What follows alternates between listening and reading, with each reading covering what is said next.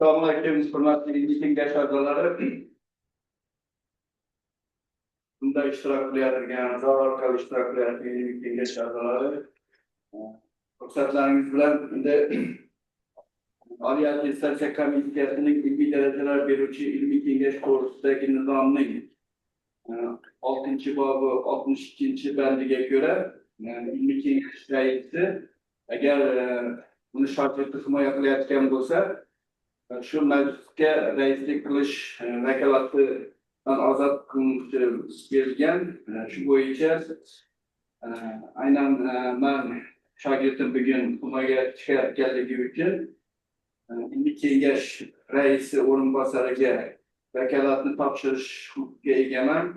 Buning uchun Xorazm Ma'mun akademiyasini buyruq chiqqan. Ruxsat bersangizlar shu buyruq bilan tanishtirib o'tsam.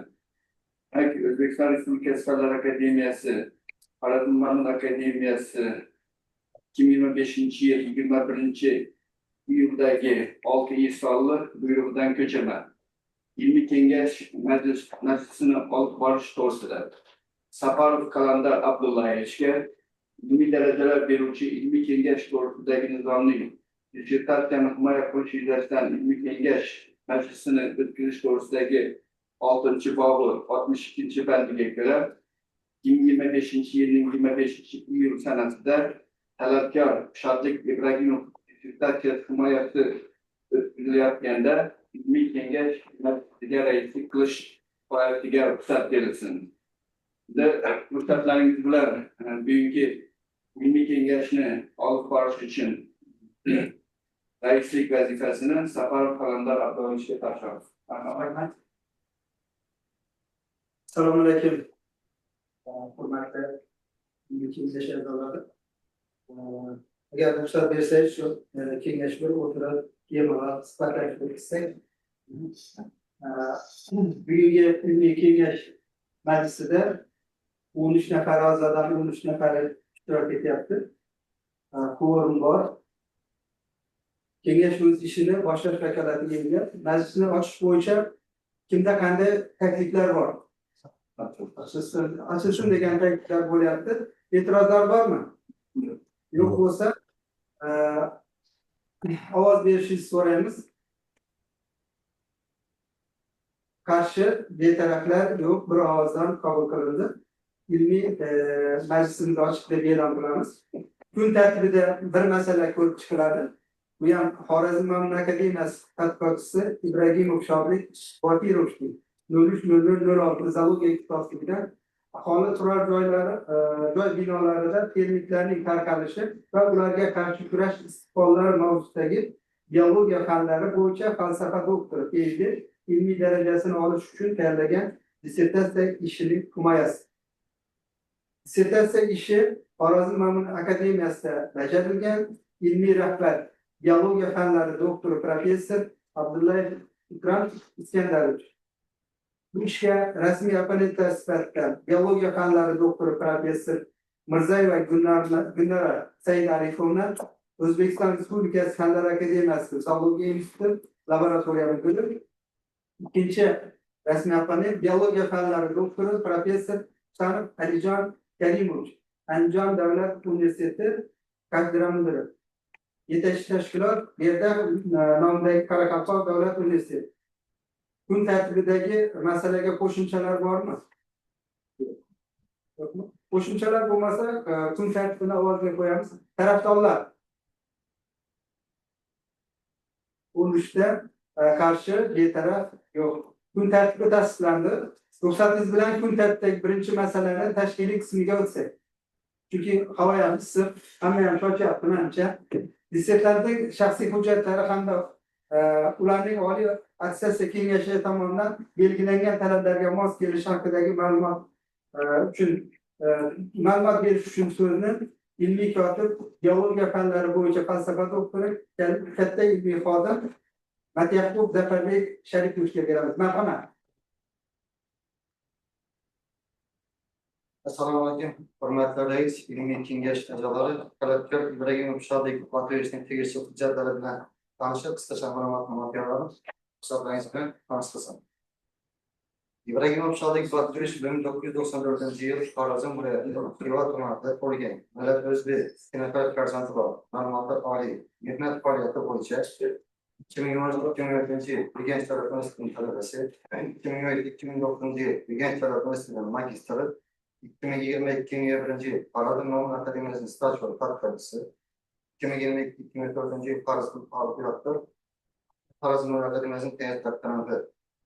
Dissertatsiya mavzusi bo'yicha 12 ta ilmiy ish chop etilgan. Ulardan O'zbekiston Respublikasining Oliy attestatsiya komissiyasining doktorlik dissertatsiyalarining asosiy ilmiy ish natijalari chop etishga tavsiya etilgan ilmiy nashrlarda 6 ta maqola, jumladan 4 tasi respublika, 2 tasi xorijiy jurnallarda, shuningdek 6 ta tezis xalqaro va mahalliy anjumanlar to'plamlarida nashr etilgan.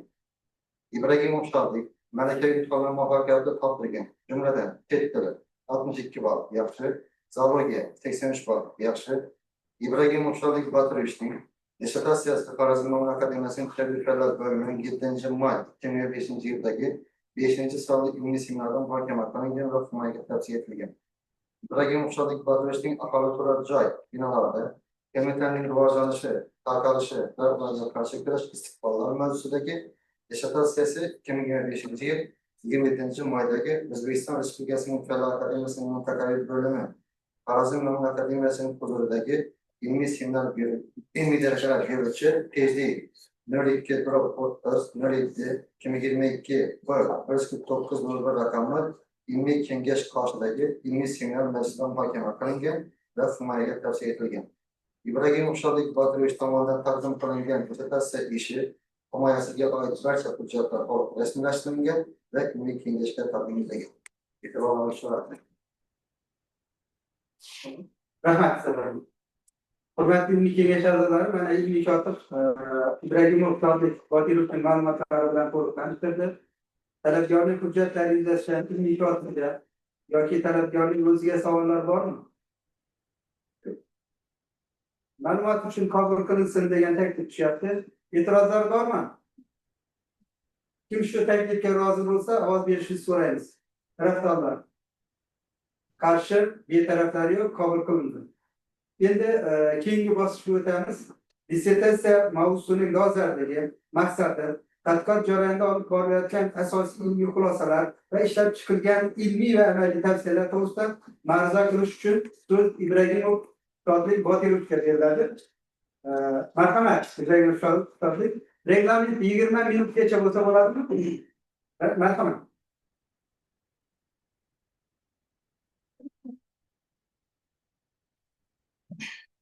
Assalomu alaykum, ilmiy kengash raisi, ilmiy kengash a'zolari.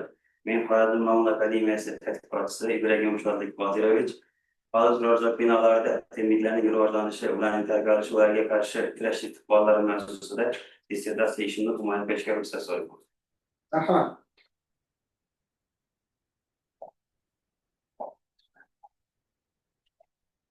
Dissertatsiya mavzusining dolzarbligi.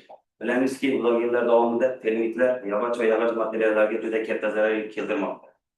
Termitlarning yashash hayot tarzi, termitlarning tashqi faktorlardan himoyalanganligi, termitlarning soni qisqarib ketgan paytda, sharoit bo'lgan paytda poliastirning qayta tiklovchi xususiyati termitlarga qarshi kurashishni ancha qiyinlashtirmoqda. Hozirgi kunda mavzuning dolzarbligi termitlarga qarshi kurashishning biologik va kimyoviy samarali usullarini ishlab chiqish va amaliyotga tatbiq qilish sanaladi. Muammoning o'rganilganlik darajasi. Uzoq yillar davomida xorijda, MDH davlatlarida va mamlakatimizda ko'plab olim professorlar o'zlarining ilmiy yangiliklarini amaliyotga tatbiq qilib kelmoqda. Jumladan, xorijda Watson, French, Wood va Salman MDH davlatlarida Kakayeva, Bayeva, Belyayeva va mamlakatimizda Qulumbetova, Hamrayev, Abdullayev, Jubanisov, Atyakubov, Qo'sanova kabi olimlarimiz o'zlarining ilmiy ishlarini amaliyotga tatbiq qilib kelishmoqda. Tadqiqotning maqsadi. Xorazm viloyatining birlashgan ekosistema egalligini inovatga oladigan bo'lsak, anakonda dengiz avlodiga mansub bo'lgan termitlarning tuzilishi va ularning rivojlanishi, ularning faoliyatini boshqarishda biologik va kimyoviy usullarni ishlab chiqish va amaliyotga tatbiq qilish. Tadqiqotning vazifalari. Aholi turar joy binolarida termitlar populyatsiyasining tuzilishi va rivojlanish bosqichlari. Termitlar aholi turar joy binolarida zararlanishga imkon beruvchi yo'llarni aniqlash.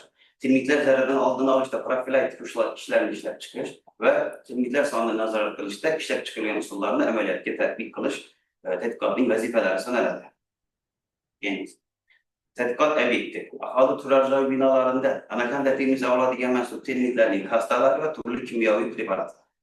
Tadqiqotning predmeti termit xastalari tuzilishi, funksiyalari va ularning kimyoviy preparatlari bilan munosabatlari tadqiqotimizning predmeti hisoblanadi.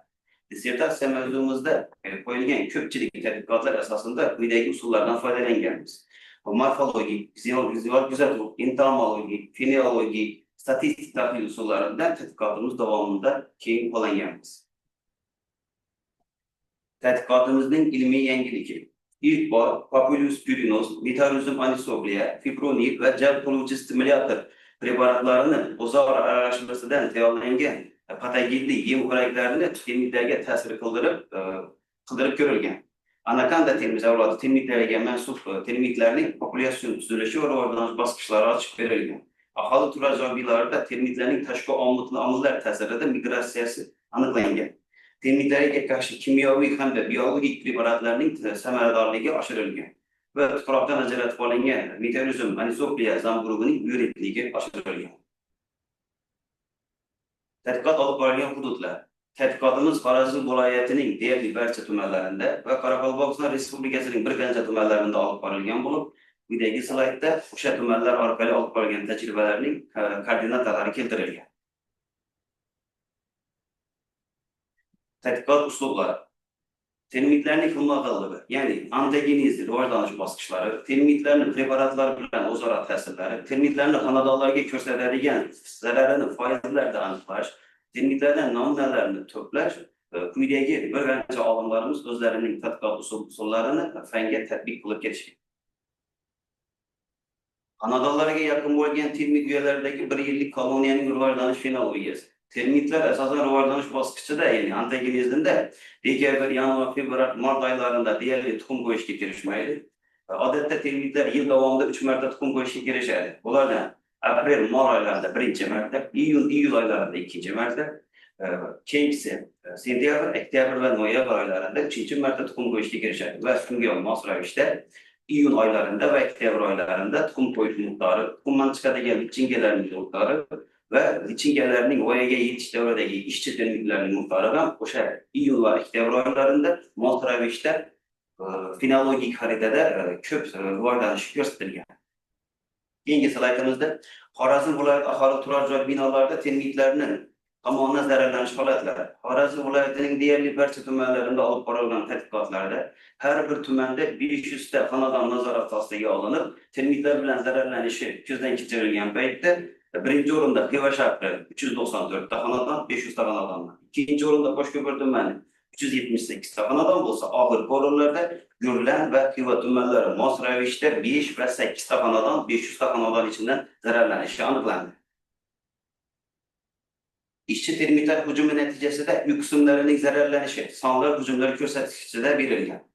Uyning turli xil qismlari yog'och materiallari va yog'ochdan yasalgan buyumlardan iborat bo'lib, asosan uyning sinch devor qismi yil davomida 70 marotaba ishchi termitlar hujumiga uchragan bo'lsa, eshik romlari yil davomida oz miqdorda, ya'ni 10 marta ishchi termitlar hujumiga uchraganligi aniqlandi. Xonadonlarga termitlarning zararlanish darajalari. Xonadonlarni asosan termitlar 4 xil darajada zararlash, ya'ni yengil daraja, o'rta daraja, kuchli daraja va o'ta kuchli darajada zararlanish aniqlandi. Bu zararlanishni umumiy foyda bo'ladigan bo'lsak, yengil darajada zararlanish 100% dan 45% tashkil qiladi.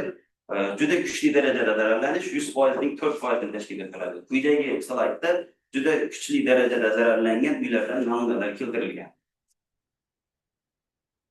Keyingi slaydimizda termit bilan zararlangan respondent uy va uy tomining yoshi.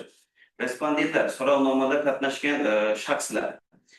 Bu yerda so'rovnomada qatnashgan shaxslardan uy yoshi va uyning tomining yoshi so'ralgan paytda qurilganiga 5 yil bo'lgan uylar asosan 6% zararlanishni ko'rsatadigan bo'lsa, qurilganiga 30-52 yoshdagi uylarimiz eng yuqori 38% zararlanishni ko'rsatmoqda va qurilganiga 90-100 yil bo'lgan uylarimiz umumiy uylar ichidan 4% ko'rsatkichga ega. Bu yerda 500 ta xonadon nazorat ostiga olinib, o'sha xonadon egalari, ya'ni respondentlar bilan so'rovnoma o'tkazish usuli yordamida tajribamiz olib borildi.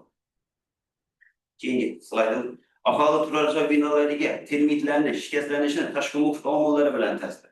Termitlarning xonadonlarga zararlash holatlari tashqi muhit omillariga ham bevosita bog'liq bo'lib, haroratning, namlikning, yorug'likning ta'sirlari tadqiqot jarayonida o'rganilgan paytda ertalabki 7:00 dan kechqurungi 20:00 gacha bo'lgan vaqt oralig'ida termitlarning nofaol bo'lgan holati tushlik payt 12:00 ga to'g'ri keladigan bo'lsa, kechki payt 20:00 vaqt oralig'ida termitlarning uyalariga ko'rsatadigan zarari ortganligini ko'rish mumkin. Demak, yorug'likning, haroratning va namlikning miqdori termitlarning uyaga zarar keltirish holatiga ta'sir qilyapti.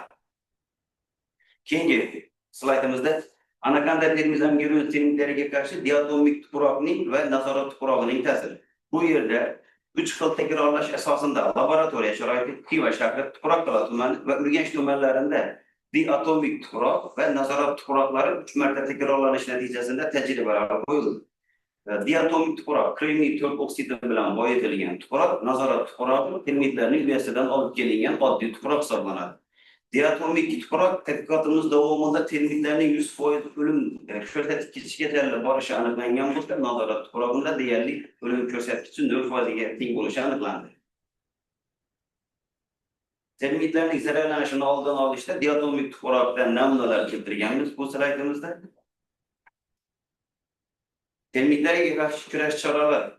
Termitlarga qarshi biologik, kimyoviy kurashlar va an'anaviy kurashlar olib borilmoqda. Bu slaydimizda termitlarga qarshi kimyoviy kurash choralaridan namunalar keltirildi. Kimyoviy kurash choralarida asosan aholi xlorpirifoz, borik kislotalardan keng foydalanmoqda, u tavsiya berilmoqda. Xlorpirifoz, ya'ni pena, bu odatda ishchi termitlarni uyiga bo'lgan yo'laklarini berkitib qo'yib, ishchi termitlarni uyiga olib boradigan ozuq moddalarini to'sqinlik qiladi va uyadagi navkarlar, uyadagi lichinkalar va uyadagi ona termitlarga ozuq yetishib bormasligi natijasida ularning nobud bo'lishiga olib keladi. Borik kislotasidan ham keng foydalanilmoqda. Bu borik kislotasi etanolda eritilgan kislota bo'lib, asosan termitlarni organizmni suvsizlantirib, termitlarni nerv sistemasiga jiddiy shikast yetkazadi va organizmlarning nobud bo'lishiga olib keladi. Bu usullardan keyingi slaydimizda namunalar keltirganmiz. Ichanqala mahallalarida olib borilgan tajribalardan fotolar. Keyingi slaydimizda anakonda termiz angiroz termitlariga qarshi fibronil preparatining samaradorligi.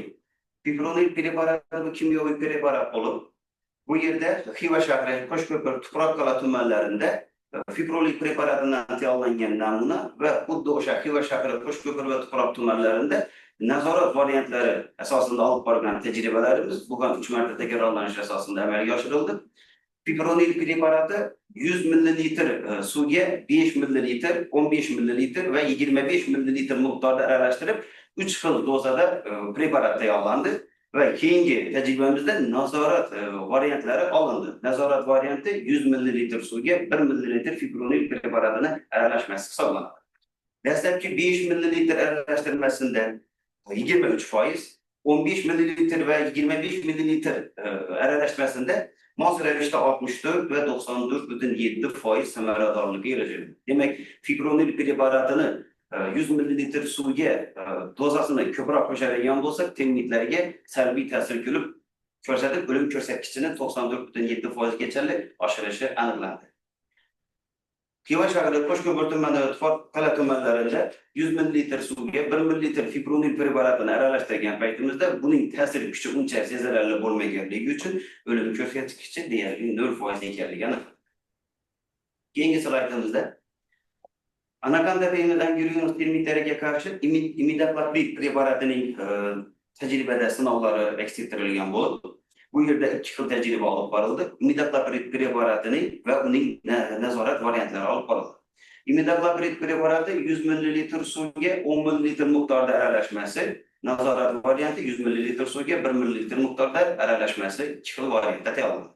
Va bu tajribamiz 1 oy, ya'ni 30 kun davomida qo'yilgan bo'lib, imidacloprid preparatining o'zi 10 ml miqdorda aralashtirilgan paytda suvga 25-chi kunga kelib turib 10 metr kvadrat tuproqda 24 tagachalik bo'lgan termitlarni nobud bo'lishi aniqlandi. Ya'ni bu yerda 100 ta termitdan 24 tasini nobud bo'lishi aniqlandi. Va 30-chi kunga kelib turib, imidaklopirid preparati o'zining ta'sir kuchini yo'qota boshladi. Nazorat variantiga keladigan bo'lsak, 100 ml suvga 1 ml imidaklopirid preparati aralashtirilgan paytda 25-chi kuni va 30-chi kunlari vujud tuproqda 10 metr kvadrat tuproqda hech qanday o'lik termitlar topilmadi. Keyingi slaydimizda ozuqa tashilishining o'rtacha ko'rsatkichi. Bu yerda 6 xil tajriba qo'yilgan bo'lib, birinchi tajriba Populus pyrinos bilan Metarizum anisoplia zamburuga aralashtirildi. İkinci tajribada Populus pyrinos o'simligi bilan fibronil preparati aralashtirildi. Uchinchi tajribada Populus pyrinos o'simligi bilan imidaklopirid preparatlar aralashtirilgan paytda bu uchta tajribamiz 8 hafta, ya'ni 2 oy davomida qo'yilgan paytda 8-haftaga kelib ozuqa modda u yerga tashilmaganligini ko'rishimiz mumkin. Keyin 4-chi tajribada va 5-chi tajribada o'sha preparatlar aralashmasiga jalb qiluvchi stimulyatorlarni qo'shgan paytimizda 8-haftada ham oz miqdorda bo'lsa ham u yerga mos ravishda 5 va 5,6 milligram preparatlar tashilganligini ko'rish mumkin. 6-chi tajriba nazorat varianti Populus pyrinos o'simligi suv bilan ishlov berib turib, qo'llanib turib nazorat varianti yaratilgan paytda 8-haftagacha mos ravishda 65 milligramgacha u yerga tashilganligini ko'rishimiz mumkin. Keyingi slaydimizda termitlarning yem-xo'rak ta'siridan so'ng o'rtacha o'lim ko'rsatkichi.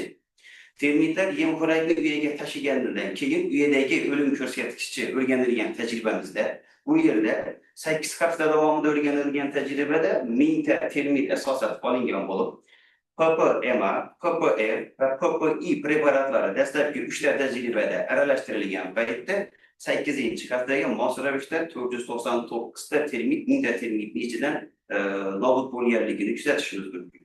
4-chi va 5-chi tajribalarimizda jalb qiluvchi stimulyatorlar aralashtirilgandan keyin 8-haftaga kelib turib 405 va 406 ta termit 1000 ta termit ichidan o'lik holda topilganligini ko'rishimiz mumkin. Nazorat varianti Populus pyrinos bilan suv aralashmasi bilan ishlov berilgan paytda o'lim ko'rsatkichi 1000 ta termitdan bitta yoki 2 ta termit o'lim holatida bo'lganligini ko'rishimiz mumkin. Bu ilmiy dissertatsiyamizning ilmiy yangiligi mana shu slayd orqali ifodalangan hisoblanadi.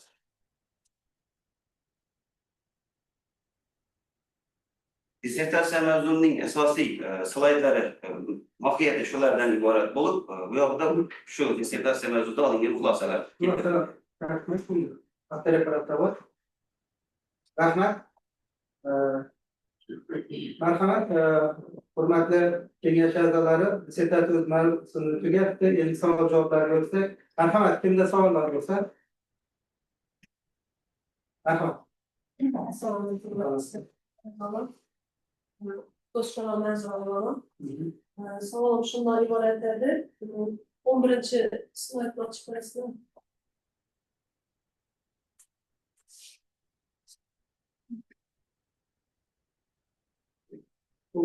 Yine şu yerde işçilikler tarafta hücum kılıngan doğru yine üyeler, aşkhana, tam, eşiklere 70-40 metre hücum teklanını kanday anıkladınız? Rahmat ustoz savolingiz uchun.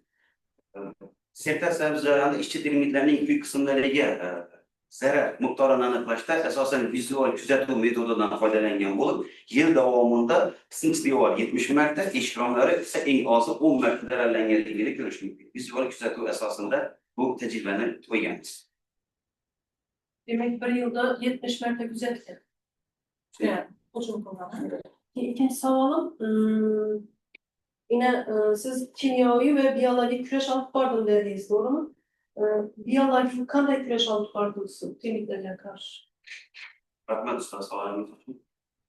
Dissertatsiyamizning mavzusida asosan kimyoviy preparatlar va mikrobiologik preparatlardan foydalanganligimiz aytib o'tildi. Biyologik kurash ma'lumot sifatida aytib o'tildi. Ilmiy ma'lumotlardan, ilmiy adabiyotlardan oladigan bo'lsak, biyologik kurash asosan termitlarga chumollarning pH turi asosan termitlarning uyasining atrofida uchraganligi hisobiga biologik kurashda demak chumolilar ancha foydali ekanligini ilmiy adabiyotlardan o'qiganmiz. Rahmat. Yol alakası olup da çektiğim kadar hanımefendi oradaki yol geçişme. Birinci savalim her türdeki nerede var slide. Mağazada baktığımda preparatlar kullanılan kokoyem, aşılar başka korkuyorum. 17. slayt.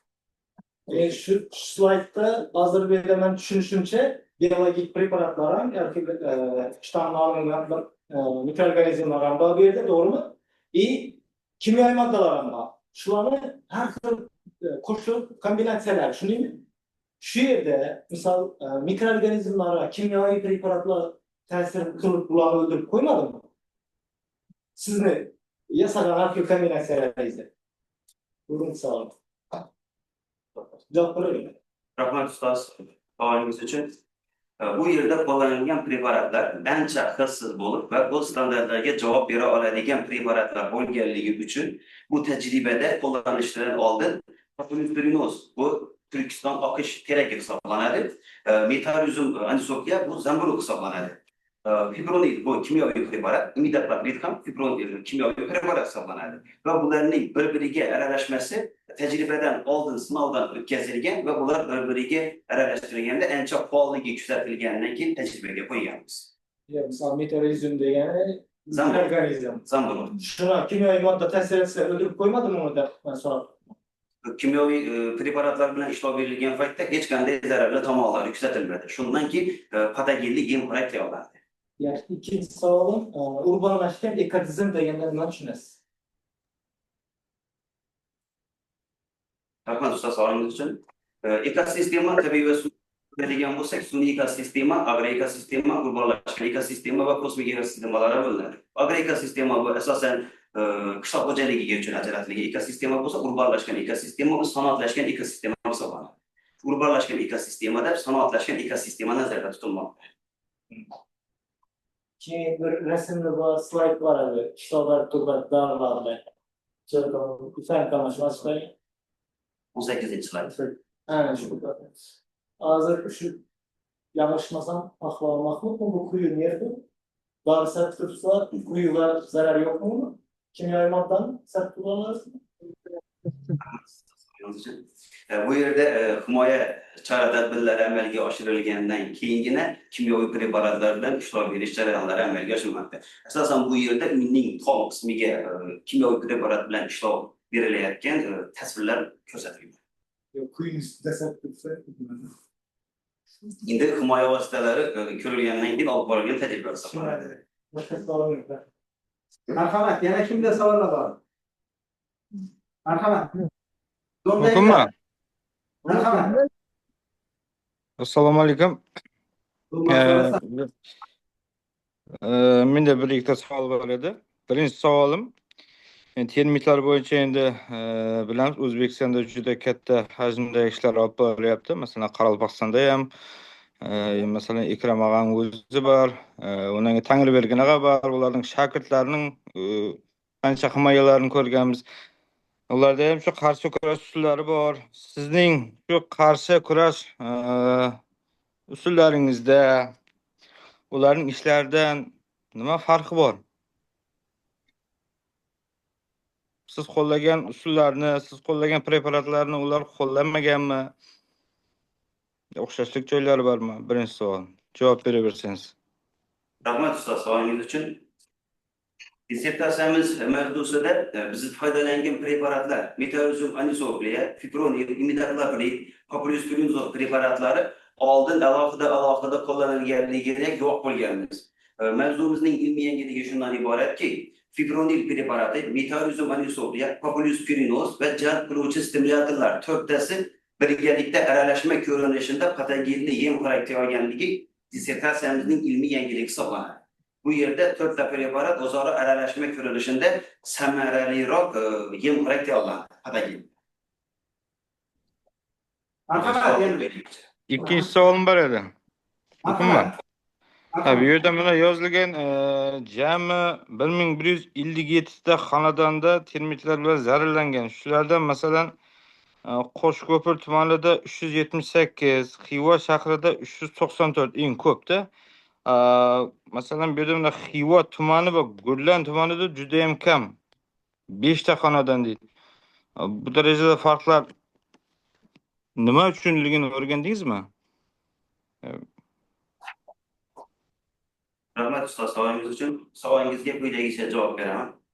Xorazm viloyatining deyarli barcha tumanlarida tadqiqotlar olib borishimiz jarayonida jami 1157 ta xonadonda tajriba olib borganmiz va bu yerda Xiva shahri va Qo'shko'pir tumanlari mos ravishda birinchi, ikkinchi o'rinda zararlanishga uchraydigan bo'lsa, bu geografik zonalik jihatdan Xiva shahri va Qo'shko'pir tumanlari bir-biriga yaqinroq va cho'l mintaqasiga nisbatan yaqinroq bo'lganligi va tabiiy obidalarga boy bo'lganligi uchun bu yerda yuqori darajada zararlanish holatlari kuzatildi.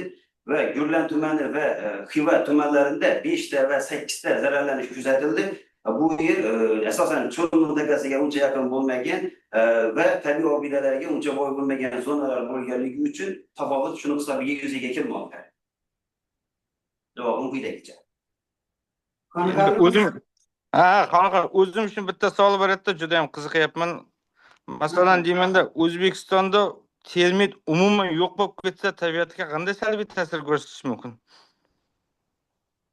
Rahmat ustoz savolingiz uchun. Tabiatdagi tirik organizmlarning barchasi oziq zanjirining bir qismi bo'lib, qaysidir oziq zanjirining bir qismi yo'qolib ketadigan bo'lsa, boshqa organizmlarning oziq zanjiriga ta'sir qilib, boshqa organizmlarga ham salbiy ta'sir ko'rsatishi mumkin. Shuning uchun termitlarning miqdorini cheklab turish ancha foydaliroq buni yo'qotgandan ko'ra cheklab turish. Rahmat. Rahmat. Marhamat. Yana kimda savollar bor zig'imda?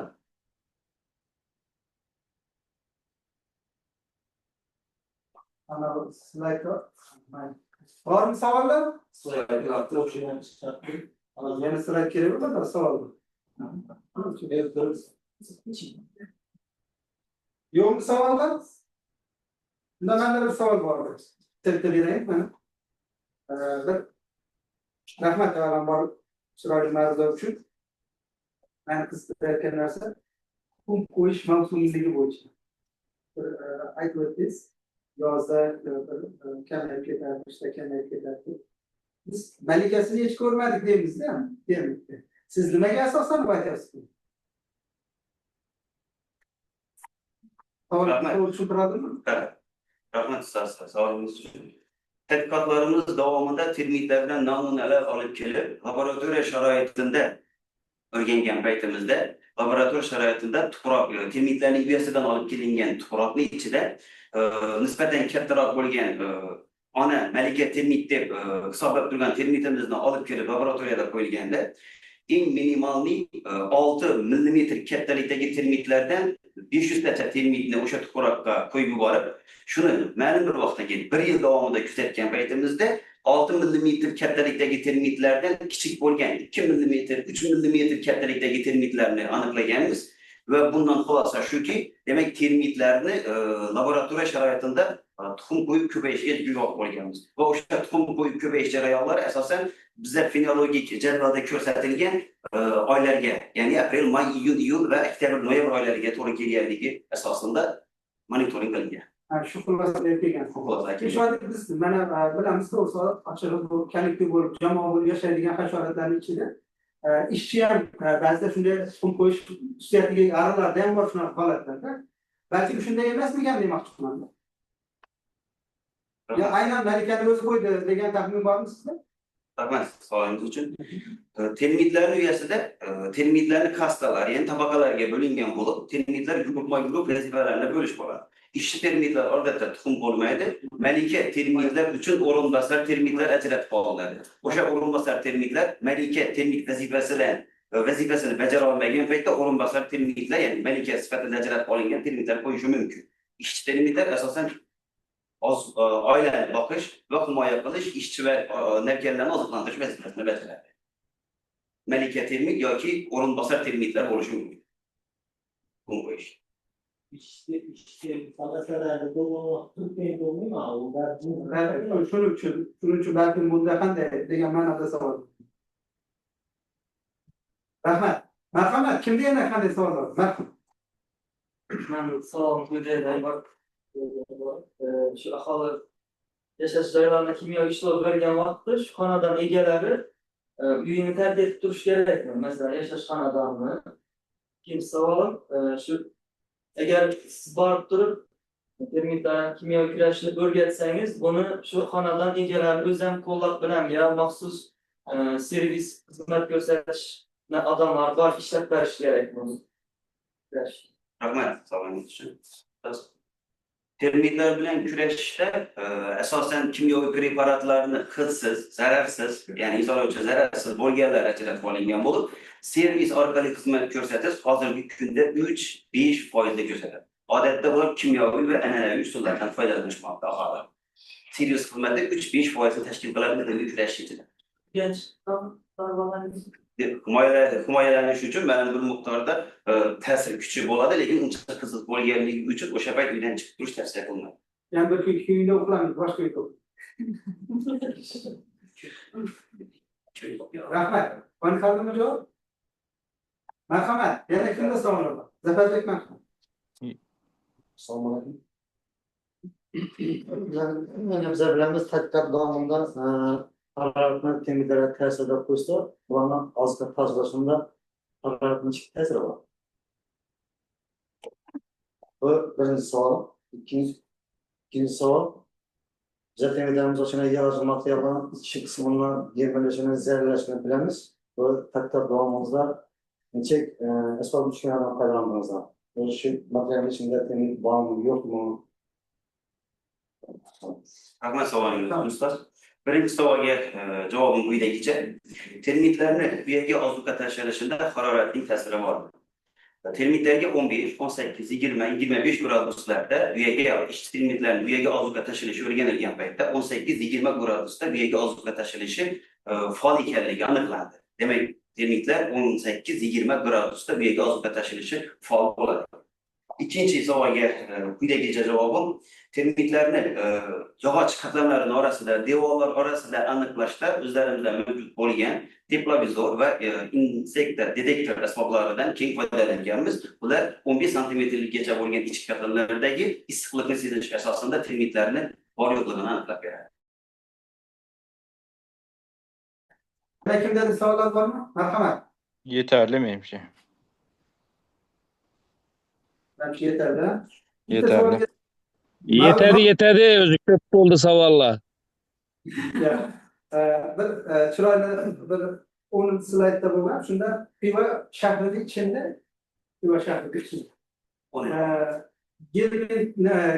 termitlar ko'proq zararlanish deyilganda bir qiziq narsa bor. Siz bir ma'ruzangiz ichida chiroyli gap aytdingiz. Uyning yoshi 90-100 bo'ladigan bo'lsa, ularda termitlar uchrashi kamroq dedingiz. Lekin Xivada minglab borda, 1000 yoshga kirgan uylar bor. Shunday qanday buni izohlashimiz mumkin? Rahmat savolingiz uchun ustoz. Xiva shahrining ko'plab mahallalarida olib borilgan tadqiqotlarimiz davomida biz 500 ta xonadonni nazorat ostiga olib, respondentlar, ya'ni so'rovnomada qatnashgan shaxslar bilan muloqot qilgan paytimizda to'g'ri 90-100 yillik uylar termitlar bilan zararlanish miqdori ko'p. Bu yerda umumiy 500 ta xonadonning ichida 90 va 100 yoshdagi uylarning soni kam bo'lganligi uchun umumiy foiz ichida 4% bo'ladi. Misol uchun 500 ta xonadondan 20 tasi 100 yoshli uy bo'lsa, shu 20 xonadonni o'zining ichidan termitlar bilan zararlanish miqdorini aniqlash jarayonida 98% natijani beradi. Bu yerda 5 yosh, 10 yosh, 15, 20 yoshdagi uylarning ichidagilar bilan birgalikda umumiy foiz ko'rsatilganda 4% natijani beradi. O'zining ichidan 98% natijani beradi. Rahmat. Endi Zoomda ham zaldan ham bo'lar yetarli deyaptilar. Bir savol javob qil. Rahmat. O'tiring. Rahmat. Endi davom ettiramiz. Dissertatsiyaning ilmiy rahbari, biologiya fanlari doktori professor Abdullayev Iskandarovich tomonidan yozma xulosa berilgan. Marhamat, yana fikr mulohazalaringiz bo'lsa. Hurmatli rais, men Yazmakla anlatılamayman. Rahmat sizga. Endi keyingi bosqichga o'tsak, mazkur dissertatsiya ishiga ilmiy seminarning xulosalari, yetakchi tashkilotning taqdisi, dissertatsiya va dissertatsiya avtoreferati bo'yicha ilmiy kengashga kelib tushgan takliflar bilan tanishib so'z ilmiy kotib Atabqul Zafarbek Ishakhovga beriladi. Marhamat Zafarbek. Shodlik Qodirovичning holat turajak binolarda temizliklarning tarqalishi ularga qarshi kurash istiqbollari mavzusidagi biologiya fanlari bo'yicha falsafa doktori dissertatsiyasi va qilayotgan takliflar bilan tanishtiramiz. Marhamat. Xorazm Mamlakat Akademiyasining kengaytirilgan ilmiy seminar yig'ilishining 2025-yil 7-maydagi 5-soat bayonnomasi. Taklifchilar: biologiya fanlari falsafa doktori dotsent Bekchanova, ijobiy; biologiya fanlari falsafa doktori Katerina Xodim Do'stchanova, ijobiy; Xorazm Mamlakat Akademiyasi huzuridagi PhD 02-30-07-2022 raqami ilmiy kengash qatoridagi ilmiy seminarning 11-soat majlisining 2025-yil 7-maydagi bayonnomasi. Taklifchilar: qishloq xo'jaligi fanlari falsafa doktori Katerina Xodim Ro'zmetov, ijobiy; biologiya fanlari falsafa doktori Ahmedov, ijobiy. Yetakchi tashkilot: Qoraqalpog'iston davlat universitetining biologiya fakulteti umumiy biologiya va fiziologiya kafedrasining kengaytirilgan ilmiy seminarning 2025-yil 17-iyuldagi 22-soat bayonnomasi. Taklifchi: biologiya fanlari nomzodi dotsent Qo'shanova. Kamchiliklar bilan tanishtsam, birinchi 3-3-1 jadvalda Qo'shko'pir tumani va Xiva shahrida termitlar bilan zararlanish darajasi deyarli bir xil bo'lganini ko'rish mumkin. Buni qanday izohlaymiz? Ikkinchi, 4-bobda diatonik tuproqdan tayyorlangan namuna termitlarning yashovchanligini nazorat qilib qaraganda past ko'rsatkichga ega ekanligini ko'rish mumkin. Shu asosida diatonik tuproqdan foydalanishga tavsiya berish mumkinmi? Uchinchi, dissertatsiyaning 4.2 bandida termitlarning uyasidagi va yon atrofidagi qoch ko'rsatkich o'lchanganda uyaning qoch ko'rsatkichi 6,5, ya'ni kislotali bo'lib, tuproq holati odatidan sho'r darajada ekanligini nima bilan izohlaysiz? To'rtinchi, tadqiqot davomida jarayonda ishlatilgan preparatlarning salbiy tomonlari inobatga olinganmi?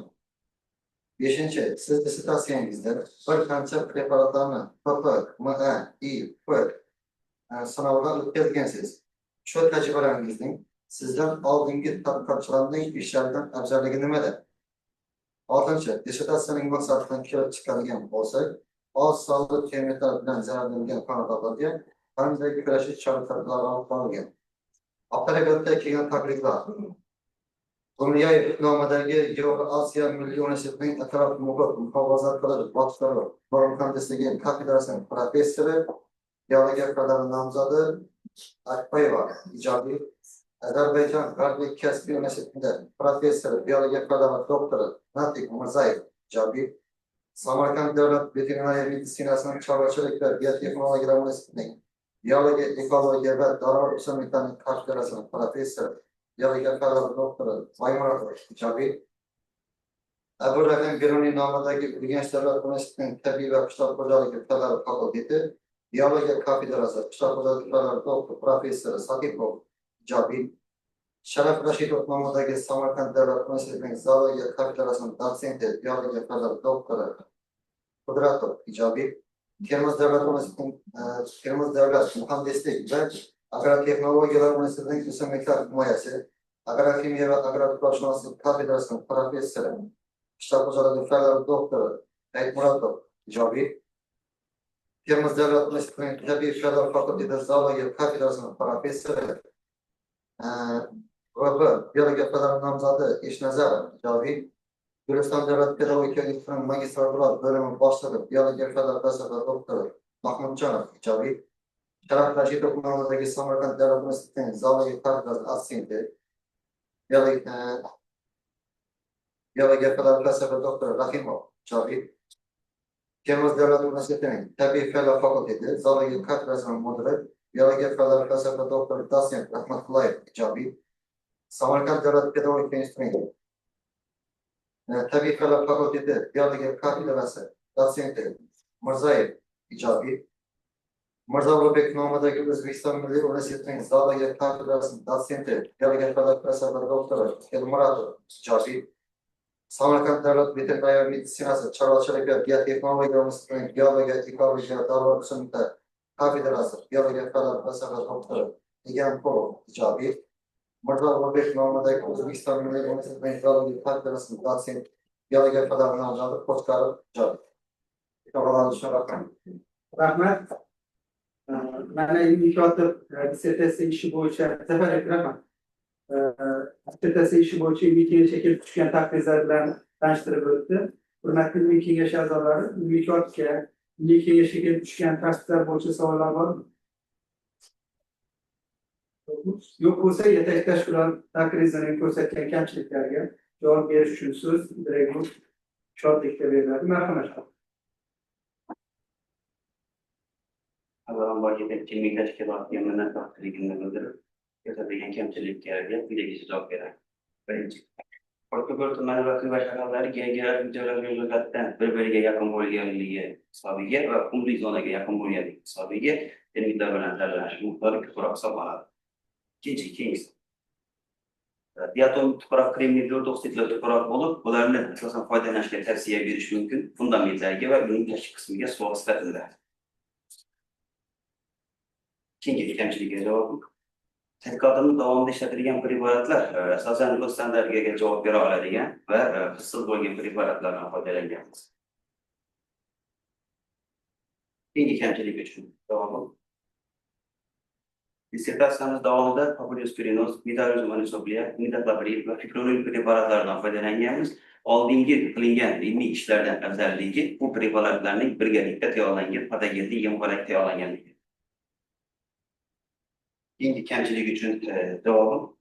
Xonadonlar asosan ko'p sonli va oz sonli termitlar bilan zararlanishni inobatga oladigan bo'lsak, oz sonli termitlar bilan zararlanganda, 3 ta, 5 ta va 10 ta termit bilan zararlanganda an'anaviy kurash usullaridan, ya'ni sarimsoq piyozning ekstrakti, efir moylariga boy bo'lgan o'simliklar va shu jumladan yapishqon yelimlar yordamida an'anaviy kurashni tavsiya beraman. Yetakchi ilmiy tashkilot uchun kelgan kamchiliklarga javob shulardan iborat. Rahmat. Sizda ko'rsatilgan kamchiliklarga dissertatsiya o'zini javobini berdi. Menimcha qoniqarli. Rahmat.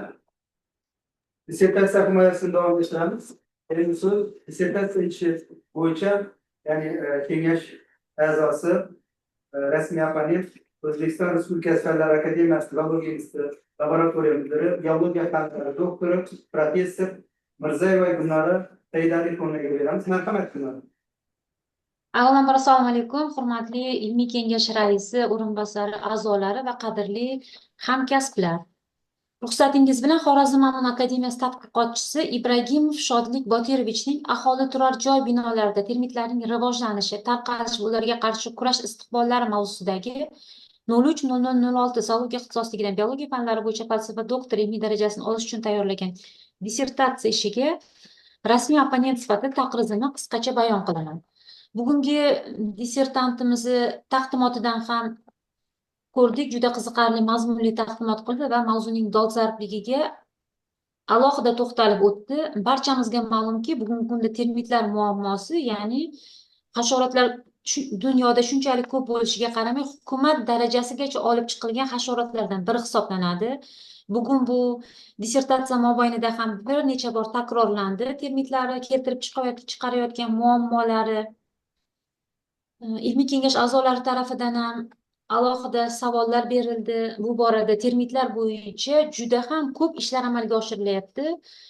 Xususan bugun ilmiy rahbarligi ostida Ikrom aka ilmiy rahbarligi ostida tadqiqot olib borayotgan tadqiqotchimiz va ular ustozining ham asosiy yutuqlaridan biri shunchalik ko'p ilmiy ish olib borilgan obyektda uni o'rganilmagan jihatlariga e'tibor qaratganligi ham bu ishni yutug'i hisoblanadi. Avvalambor 20-asrlarda o'rtalarga kelib termitlarga qarshi kurash ishlar olib borilgan bo'lsa, 50-70 yillarda asosan DDT va geksaxloran singari inson salomatligi va siqonli hayvonlarga yuqori darajada zarar yetkazadigan preparatlar qo'llanilgan. Keyinchalik bu preparatlar olib tashlanib, organofosfat va karbonatlar qo'llanila boshlandi. Oxirgi yillarda barchamizga ma'lum, respublikamizda termitlarga qarshi inson salomatligiga zarar yetkazmaydigan asosan ekologik preparatlarga urg'u berila boshlandi. Bugungi ish ham asosan shunga qaratilgan. Mavzuni dolzarbligiga alohida to'xtalib o'tmayman. Qisqacha bayon qiladigan bo'lsam, respublikamizda aholi va ishlab chiqarish tarmoqlarida biozararlanishdan himoya qilishga alohida e'tibor qaratilmoqda. Bu borada jumladan zararli turlar inventarizatsiya qilinib, ularning respublikamiz viloyatlari kesimida tarqalish imkoniyatlari aniqlandi. Qishloq xo'jaligi ekinlarini zararli hasharot va boshqa invaziv turlardan himoya qilish usullari keng joriy qilinib, ularga qarshi ekologik toza hamda samarador preparatlar ishlab chiqila boshlandi. Mazkur vazifalarni amalga oshirishi jumladan tarixiy yodgorliklarda anakonda termiz avlod termit tabaqalarini tarqalishini aniqlash, binolarni zararlashning asosiy sabablarini ochib berish, termitlarga qarshi zamonaviy kurash chora-tadbirlarini ishlab chiqish muhim ilmiy amaliy ahamiyat kasb etadi. Ibragimov Shodlik Botirovichning dissertatsiya ishi Xorazm vohasi anakonda termiz avlod termitlarining aholi turar joy binolari tarqalishi, inshootlarni zararlash xususiyatlari va termit kastalarining turar joy binolarida shakllanish va tarqalishiga doir muammolar yechimini topishga qaratilgan. Mazkur dissertatsiya ishi kirish, 4 ta bob, xulosalar, amaliy tavsiyalar, foydalangan adabiyotlar ro'yxati va ilovalardan iborat. Dissertatsiyaning hajmi 112 betni tashkil etgan. Kirish qismida dissertant o'tkazilgan tadqiqotlarning dolzarbligi va zarurati asoslangan. Tadqiqotning maqsadi, vazifalari, obyekti, predmeti tavsiflangan. Respublika fan va texnologiyalar rivojlanishining ustuvor yo'nalishlariga mosligi ko'rsatilgan. Tadqiqotning ilmiy yangiligi, amaliy natijalari bayon qilingan. Olingan natijalarning ilmiy va amaliy ahamiyati ochib berilgan. Tadqiqot natijalarini amaliyotga joriy qilish, nashr etgan ishlar va dissertatsiya tuzilishi bo'yicha ma'lumotlar keltirilgan. Dissertatsiya ishining birinchi bobida ko'tarilgan mavzu o'rganilishining bugungi holati, termitlar faunasi, termitlarning urbanlashgan ekotizimda tarqalishi, beekologik xususiyatlari, keltirilayotgan iqtisodiy zarar va ular zararini oldini olish va qarshi kurash choralari to'g'risida ma'lumotlar keltirilgan va nazariy jihatdan tahlil qilingan. Bundan tashqari, termitlarning o'rganilish tarixi, bioxilmahilligi, Yevropa, Janubiy Sharqiy Osiyo hamda Markaziy Osiyoda olimlarning olib borgan ilmiy izlanishlari hamda ular erishgan yutuqlar to'g'risida ma'lumotlar tahlili keltirib o'tilgan. Dissertatsiyaning ikkinchi bobi Xorazm vohasining tabiiy geografik sharoitlari, tadqiqot materiallari uslublariga bag'ishlangan. Unda olib borilgan tadqiqotlar jarayonida anakonda termiz avlod tur tarkibini aniqlash, morfologik va ekologik xususiyatlarni o'rganish maqsadida tizimli ravishda materiallar yig'ilgan va tahlil qilingan. Tadqiqotlar 2018-2024 yillar davomida Qoraqalpog'iston Respublikasi, Beruniy, Ellikqal'a tumanlari, Xorazm viloyatining termitlar tarqalgan barcha tumanlari va Xiva shahrida, shu jumladan termitlar zararlangan mahallalarda amalga oshirilgan. Hudud maydonining tavsifi va namuna olishda chet el olimlari, jumladan ISN, UGAMI va Afxaritoma uslublari asosida amalga oshirilgan. Termitlar ontogenezini o'rganishda har bir termit tabaqasini asilligini saqlashga fiksator sifatida faoldan foydalanilgan. Binoga yetkazilgan zararning foizi 134 aholi turar joy binolarining holati, aholi bilan suhbat va qurilish bo'yicha so'rovnomalar asosida aniqlangan.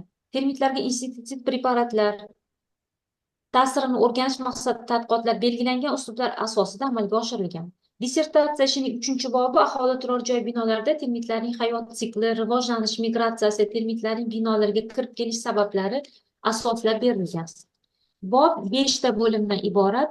Aholi turar joy binolarida anakonda termiz avlod termitlarining hayot sikli va ijtimoiy tizimi deb nomlangan 3-bir bo'limda termitlarning antropogen sharoitdagi yashash tarzi, ularning oiladagi o'rni, har bir tabaqalarning kasb va vazifalari to'g'risida tadqiqot ma'lumotlari keltirilgan. Xorazm viloyat antropogen sharoitda anakonda termiz termitlarining mahallalarda tarqalishi monitoringi deb nomlangan 3-bo'limda Xorazm viloyat hokimi, Xorazm viloyat fuqaro muhofazasi boshlig'ining 2019 yil 11 sentyabrdagi 4448 sonli buyrug'i bo'yicha viloyatning barcha tuman va shaharlarida aholi xonadonlari, ijtimoiy soha obyektlarida termitlar mavjudligi tarqalishi o'rganib chiqilgan va qayta tahlil qilingan. Anakondatermiz avlod termitlarining aholi turar joy binolarida zarar keltirishi va zararlanishiga sabab va moyilliklar deb nomlangan 4-bo'limida aholi turar joy binolarining termitlardan zararlanishining kelib chiqish sabablari, zararlanishdagi imkoniyatlari o'rganib chiqilgan. Bunda bitta xonadonning turli joylarda termitlarning 70dan ortiq hujumi qayd qilingan. Eng katta zarar sinch devor ichidagi yog'ochlarda topilgan. So'nggi zararlanishlar eshik va oyna romlarida, tomdagi yog'och bostirmalarda, undan keyingi zararlanishlar shiftda, oshxonada, pollarda, isitish tizimi atrofida aniqlangan. Bobning binolarning termit bilan shikastlanish xususiyatlari deb nomlangan 5-bo'limi binolarning termitlar tomonidan shikastlanishga xos yorug'lik intensivligi, harorat, namlik kabi xususiyatlar inobatga olingan holda asoslab berilgan. Dissertatsiya ishining 4-bobi termitlar zararini oldini olish va ularga qarshi kurashning istiqbolli usullari bo'yicha olib borilgan tadqiqotlar to'g'risida ma'lumotlar keltirilgan. Bob 5 bo'limdan iborat bo'lib, aholi turar joy binolarida termitlar zararini oldini olish chora-tadbirlari nomli 1-bo'lim aholi turar joy binolari va inshootlardagi noto'g'ri qurilish amaliyoti va profilaktik usullarga qaratilgan. Termitlardan jabrlangan uy egalari tomonidan termitlarga qarshi mustaqil ravishda kurash o'rganilganda respondentlarning ko'pchiligi kimyoviy preparatlar ishlatilmasligi, asosan mexanik usul, an'anaviy usuldan foydalanishi tahlil etilgan. Bunda termit bilan zararlangan xonadonlar uy egalarining 63% turli kurash usulini, ya'ni kimyoviy, mexanik va an'anaviy usullari, 3-5% buyurtma asosida xizmat servisidan foydalanishi, 7% aholi befarq, 15% aholi kimyoviy, 10% faqat an'anaviy, ya'ni xalq usulidan foydalanishi asoslab berilgan.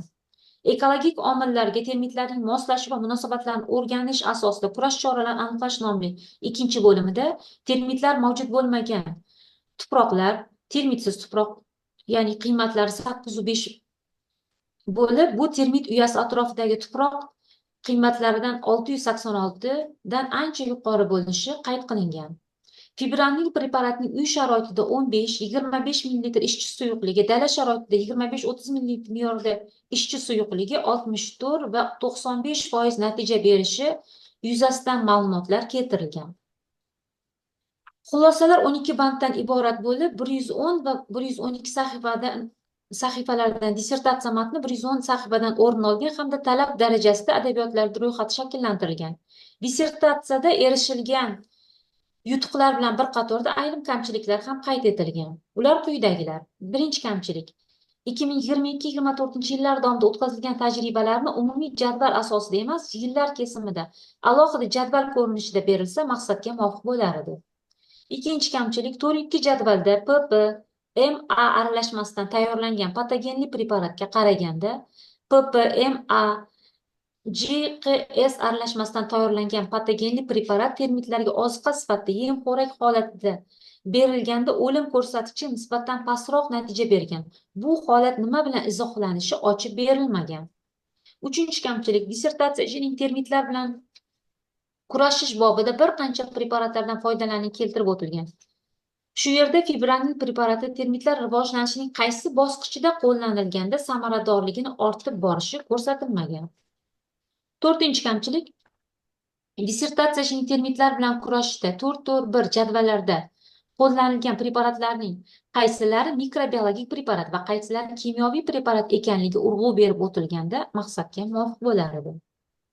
Beshinchi kamchilik: odatda kimyoviy preparatlar bilan kurashish jarayonida qo'llaniladigan preparatlar 1-2, ba'zan 3 sutka davomida o'z kuchini yo'qotmasdan ta'sir qiladi.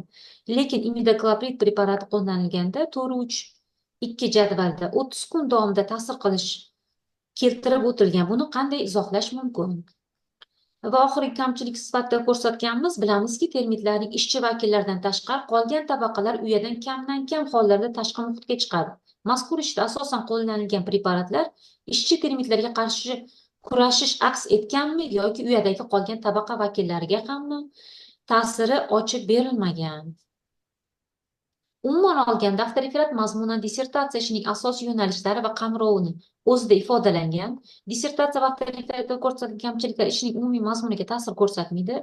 Yuqoridagilar asosida shuni ta'kidlash mumkinki, Ibragimov Shodlik Bodirovichning aholi turar joy binolarida termitlarning rivojlanishi, tarqalishi va ularga qarshi kurash istiqbollari mavzusidagi dissertatsiya ishi olingan natijalar va ilmiy yangilik jihatdan O'zbekiston Respublikasi Oliy attestatsiya komissiyasining falsafa doktori dissertatsiyalariga qo'yilgan talablarga to'liq javob beradi. Muallifni biologiya fanlari bo'yicha falsafa doktori PhD ilmiy darajasini olishga loyiq deb hisoblayman. Rasmiy panel Zoologiya instituti entomologiya laboratoriyasi mudiri, biologiya fanlari doktor professor Gulnora Mirzayeva. E'tiborlaringiz uchun rahmat. Rahmat, Gulnora Saidaliqovna. Mana biologiya fanlari doktori professor Gulnora Saidaliqovna dissertatsiya ishiga yozgan rasmiy taqdirini o'qib eshittirdi va o'z fikrlarini bildirdi. Endi birinchi opponent tomonidan ko'rsatilgan kamchiliklar va takliflarga o'z munosabatini bildirish uchun so'z Ibragimov Shodlikka beriladi. Marhamat.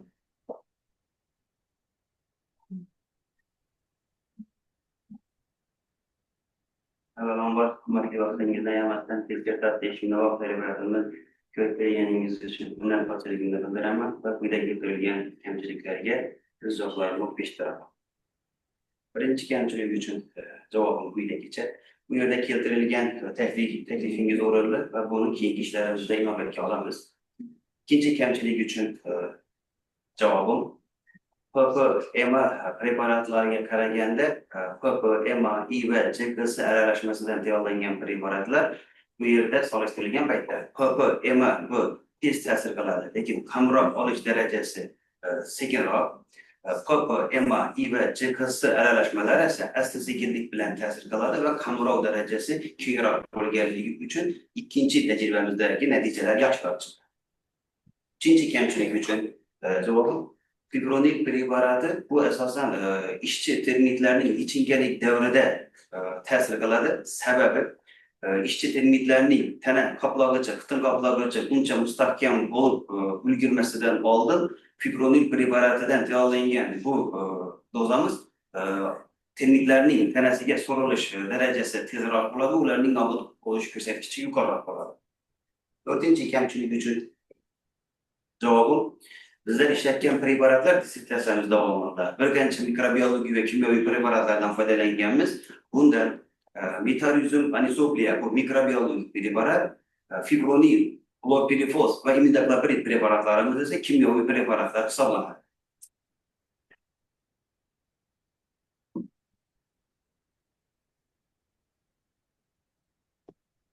Keyingi kamchilik uchun javobim odatda qo'llanilgan preparatlar 3-5 haftagacha o'zini ta'sir kuchini saqlab, asta-sekinlik bilan ta'sir kuchi yo'qola boshlaydi. Nima sababdan imidacloprid preparati 30 kungacha o'zini ta'sirini saqlagan. Odatda imidacloprid preparati termitlar asosan yog'och materiallar bilan oziqlanganligi sababli yog'ochning tarkibida sellyuloza, polisakarin bo'lganligi va u gidrofob modda bo'lganligi uchun imidacloprid preparatini o'zida shimib olib, o'zida saqlash xususiyati 30 kungacha namoyon bo'lishini tajribalarimizda aniqlaganmiz. 6-chi kamchilik uchun javobim bu yerda ishchi termitlar odatda ishchi termitlar oilani boqish, oiladagi tozalikka va ishchi navkar va ona termitlarni boqish uchun xizmat qiladi. İşçi termitler uchun tayyorlangan patogenli yem-xo'rak ozuqalarimiz ishchi termitlarga yuqtirilishi hisobiga, ishchi termitlar uyaga olib borganda boshqa a'zolariga ham yuqtirilishi hisobiga oila a'zolarining sonini nazorat qilib turishga yordam beradi. Bu yerda Populus purinus, Metarhizium anisopliaga jalb qiluvchi stimulyatorlardan tayyorlangan ozuqa modda ishchi termitlar uyaga tashilishi natijasida uyadagi boshqa a'zolarning ham sonini nazorat qilishga yordam beradi. Quyidagi ko'rsatilgan kamchiliklarga javobim shulardan iborat. Rahmat. Gulnora Saidaliqovna javoblarni qanoatlantiradimi? Javob qoniqarli. Dissertantimizni kelgusi ilmiy ishlariga omad tilaymiz va ular ilmiy rahbarlari Abdullayev Ikrom Iskandarovichni ham shogird tayyorlash ishlariga omad tilaymiz. Rahmat e'tiboringiz uchun. Sog' salomat bo'ling. Omad sizga. Rahmat. Rahmat.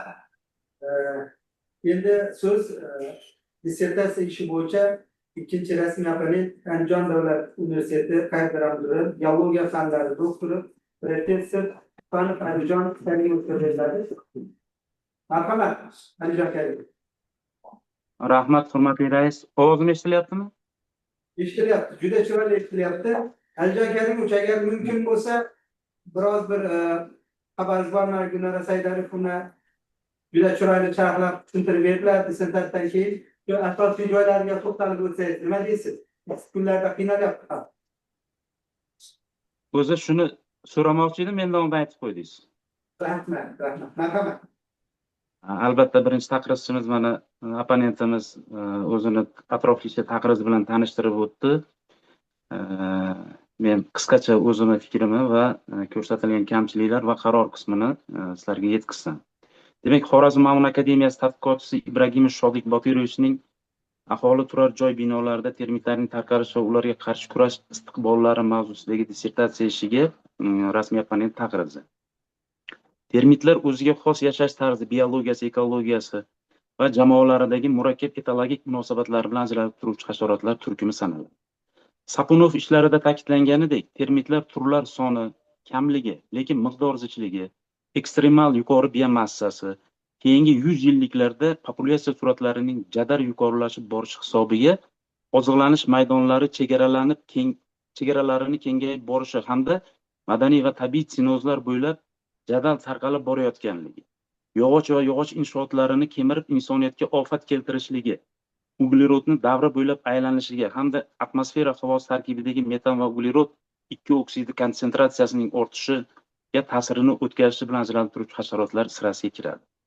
Termitlar hasharotlarining o'ziga xos yashash tarzi, biologiyasi, ekologiyasi va jamoalaridagi murakkab ekologik munosabatlar bilan ajralib turuvchi turkum sanaladi. Tabiiyki, O'zbekistonning turli mintaqalari sharoitida termitlarning populyatsiyalari tarkibi, ekologiyasi va ularning miqdor zichligini kamaytirib, boshqarib turuvchi omillarni o'rganish nazariy hamda amaliy ahamiyat kasb etadi.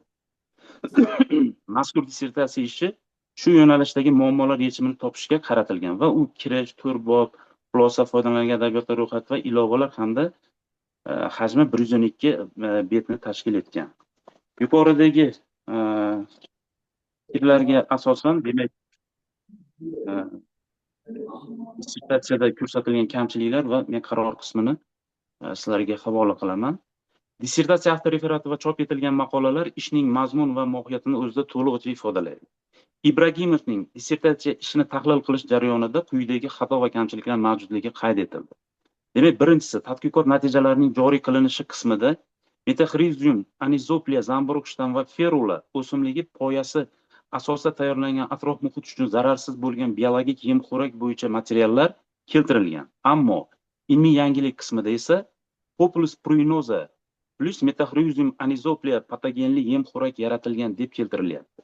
Nima uchun ikki joyda ikki xil o'simlik keltirilyapti? Ikkinchisi, 3-bobning 37-sahifasida jiddiy xavf solmoqda. Jumlasida orfografik xatoga yo'l qo'yilgan. Shu sahifada polietizm termini noo'rin qo'llanilmaganmi? Uchinchisi, 41-sahifada makrotermis malikalari kuniga 30-40 ming dona tuxum ishlab chiqarishi mumkin. Bu endi qarshi ichiga yozib qo'ydim. 30 ming, 40 ming bo'lsa kerak deb o'yladim. Bu termit turlarining malikalari 25 yildan ortiq umr ko'rishi aniqlangan. Biz o'rgangan tadqiqotlarimizda esa Anacondatermis angerianus malikasi kuniga 3000 tagacha tuxum qo'yishi, malikasining umri esa 4-5 yilgacha davom etishi aniqlangan. Nima uchun makrotermis avlodiga mansub termit malikalari 25 yil, Anacondatermis avlodiga mansub termit malikalari esa 4-5 yil yashaydi? Bunchalik tafovutga sabab nima? To'rtinchisi, 46-sahifada haqiqiy malikaning hosil bo'lishi 2-yildan boshlanib, mart oylarida kuniga o'rtacha 32 tadan tuxum qo'yishi qayd qilindi. Soxta malika ham bo'ladimi deb savol qo'yganman. 5-si, 53-sahifada Shovot tumanida koordinatalardagi hududlarda termitlar tarqalishi xavfi mavjudligi aniqlandi. Shuningdek, Qo'shko'pir tumanida, Xiva tumanida, Urganch tumanida va Xonqa tumanida belgilangan koordinatalarda termitlar tarqalishi bo'yicha hududlar aniqlandi. Savol qo'yapman, bu koordinatalar bo'yicha o'rganilgan hududlar 3-1 jadvaldagi tumanlar bo'yicha berilgan ma'lumotlarni qaysi qismini tashkil etadi? Jadvalning yakuniy jamlanmasi nimani anglatadi? 6-si, 3.2 jadvaldagi ko'rsatkichlarni, ya'ni yillar kesimidagi uylarning yoshiga nisbatan termitlar bilan zararlanish ko'rsatkichlarini nima bilan izohlash mumkin? Yuqorida qayd etib o'tilgan xato va kamchiliklardan tashqari, dissertatsiya yozishda ayrim ortografik va grammatik xatolarga yo'l qo'yilgan. Yuqorida ko'rsatilgan kamchiliklar dissertatsiya ishining ilmiy saviyasini pasaytirmaydi. Shodlik Ibragimovning dissertatsiya ishi o'zining dolzarbligi, ilmiy yangiligi, natijalarining nazariy va amaliy ahamiyati jihatidan O'zbekiston Respublikasi Oliy attestatsiya komissiyasining biologiya fanlari bo'yicha falsafa doktor PhD dissertatsiyalariga qo'yilgan talablarga javob beradi va 03.0006 zoologiya ixtisosligiga to'la mos keladi. Yuqorida keltirilgan ma'lumotlarga asoslanib, Ibragimov Shodlik Botirovichning 03.0006 zoologiya ixtisosligidan biologiya fanlari bo'yicha falsafa doktori PhD ilmiy darajasini olish uchun tayyorlangan aholi turar joy binolarida termitlarning tarqalishi va ularga qarshi kurash istiqbollari mavzusidagi 03.0006 zoologiya ixtisosligi bo'yicha falsafa doktori ilmiy darajasini olish uchun tayyorlangan dissertatsiya ishi ilmiy yangilik va salmoq jihatdan O'zbekiston Respublikasi Oliy attestatsiya komissiyasining talablariga javob beradi va muallifga biologiya fanlari bo'yicha falsafa doktori ilmiy darajasini berish mumkin. Rasmiy opponent Andijon davlat universiteti zoologiya biokimik kafedrasi mudiri, biologiya fanlari doktori, professor Husanov Alijon Karimovich. E'tiboringlar uchun rahmat. Rahmat.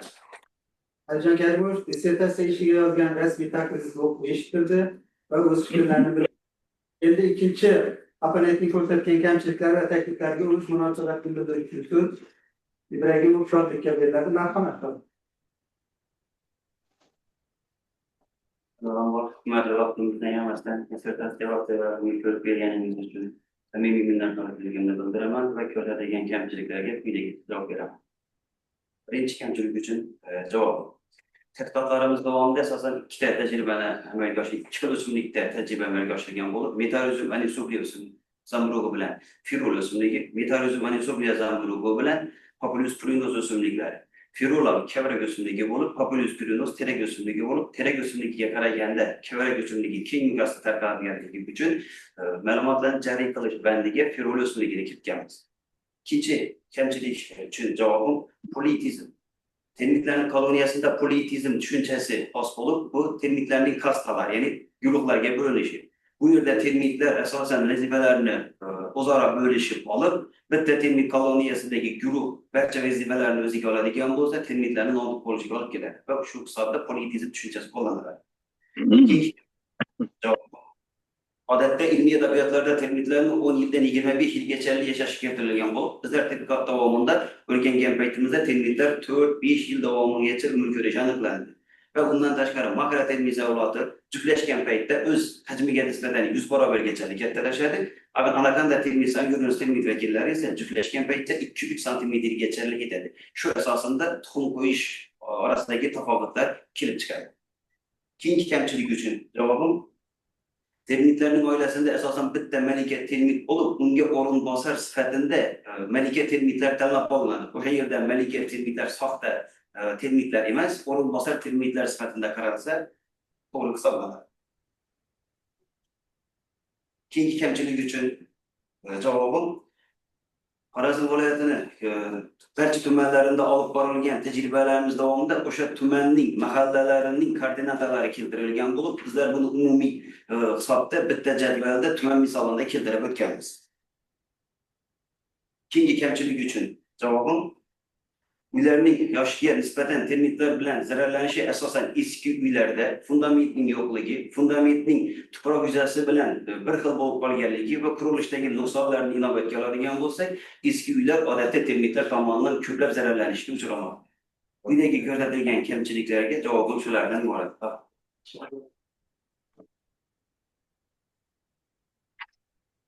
Rahmat. Alijon Karimov javoblar qanoatlantiradimi? Qoniqarli javoblar. Rahmat. Rahmat sizga ham rahmat. Marhamat, o'tiring Shodlik. Endi dissertatsiya himoyasini muhokamasiga o'tsak, kim dissertatsiya yuzasidan fikr va mulohazalar bo'yicha so'zga chiqadi? Marhamat. Savol berganlardan boshlaymiz. Marhamat. Savol bergandan keyin siz javobiga so'zga chiqish kerak. Ibragimov Shodlik işini juda chiroyli darajada qildi. Savollar ham yaxshi javob berdi. Bu haqiqatdan bu dissertantimiz ishlarni tajribalar olib bordi. Laboratoriyalarda, dalillarda, aholi turar joylarda monitoringlar o'tkazdi. Ishlagan ishlarimizni chiqqan holatda yangi preparatlarni sinab ko'rib, o'z tajribasida xulosalarga keldi. Shodlikda ishlarni omad tilayman. Yana beskalan qilsin. Domla bilan maslahatlashgan holatda yangi ishlarga omad tilayman. Marhamat. Yo'lda bo'lsa marhamat. Fikr bildiribsiz. Xudoga gaplashib turibman, gapiravering marhamat. Ovozim eshitiladimi deb turibman. Inoz juda yaxshi bir doklad qildi Shodlikbek. Alo, eshitilib turibdimi? To'g'ri eshitib turibdi, gapiravering. Shodlik juda yaxshi doklad qildi. Termitlar mavzusi bu dolzarb mavzu. Bu nafaqat bizada, butun dunyoda shunday. Yine yaqinda biza ekspeditsiyada bo'ldik. Nafaqat bu Xorazm viloyati, Qoraqalpoq, bundan tashqari vodiyda, qolaversa Surxondaryo, Qashqadaryodan tog'larda juda ko'pchilik territoriyalarda termitlarni biza uchratdik. Endi bulara qarshi kurash, yine yana bir yaxshi savollar ham bo'ldi. Bularni yo'q etsak, Islombek tarafdan nechga oladi? Tur sifatida, конечно, yo'q qilib bilmaymiz, chunki bu quruq Xorazmda emas. Lekin haqiqatdan Shodlikning ishi umuman xonadonlarda, ayniqsa bizning yine ko'hna Xivoda juda ko'p joylara zarar berib yotdi. Ana endi shularga qarshi kurashning bir ajoyib usullarini ishlab chiqqan. Juda yaxshi ish. Buni yine davom ettirsa bo'ladi. Termitlar bo'yicha yine bir qancha ilmiy ishlarni qilsa bo'ladi. Bemalol himoya qildi deb hisoblasak bo'ladi. Yine o'tirganlarni, kengash a'zolarini so'rab qolamiz. Shu Shodlikbekka ovoz berishini. Men qo'llab-quvvatlayman. Juda yaxshi ish.